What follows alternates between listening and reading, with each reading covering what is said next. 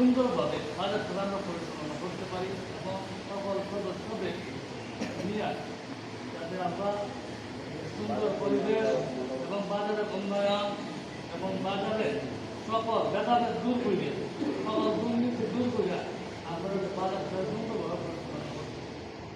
আমি দেখতেছি আমরা ভেদাভেদ বিভিন্ন সময় বিভিন্ন বোর্ডিং তৈরি হয়েছে বাজারে যে টাকা পয়সা আজকে বাজারের টাকা পয়সা বিভিন্ন সময় কত বছর ধরে লওয়ার টাকা অনেক বছর আমরা দেখতে এই সময়টা করা হইলে আজকে আমি আসি না 10 টাকা মাইরা ভাড়া তোমাদের এই টাকা আমি আসি না 10 টাকা বা আমার সংগঠনের 10 টাকা মাইরা খাওয়ার কোনো সুযোগ নাই।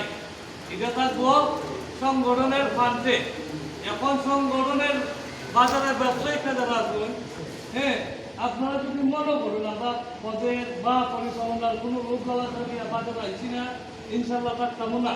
যদি মনে হয় আমরা ছাড়া তোমাদের মধ্যে নেতৃত্ব তৈরি হইয়া সুন্দরভাবে কমিটি গঠন করতাম, আমরা এত বিমত পোষণ করি না।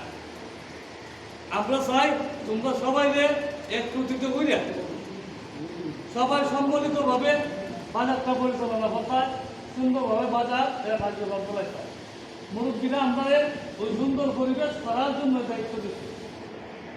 অর্থাৎ এটা যদি মনে করেন যে মুরব্বীরা এটার মধ্যে দ্বিমত পোষণ আসামের ঘটনা যদি আপনারা একমত পোষণ করেন, আমরা অবশ্যই মুরব্বীরা এই বিষয়ে আমরা জানি ওখান থেকে যে সিদ্ধান্ত হয় যে বাজারে সিদ্ধান্ত সব দোকান ধরে নিয়ে বলছিলাম বইয়া সবাই মতামতের ভিত্তিতে আমরা একটা সমবায় ক্ষুদ্র মৎস্য ব্যবসায়ী সমবায়ের সমিতি আমরা করতাম, সবাই অনুমতি দিচ্ছি।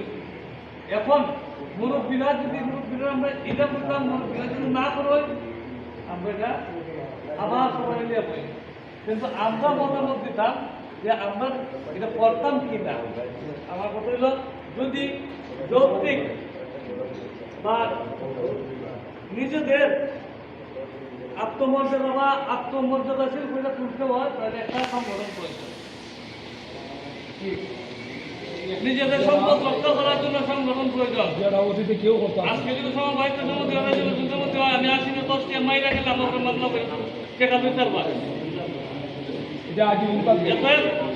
আমি মনে করি সবাই যদি মতামত দেয় আমরা মুরব্বীরা এটা দিতে যাবে যে সবাই মতামত লইছি, সবার মতামতের ভিত্তিতে আমরা এই জায়গাটা এসে সমাপ্তি করতাম। আপনারা কি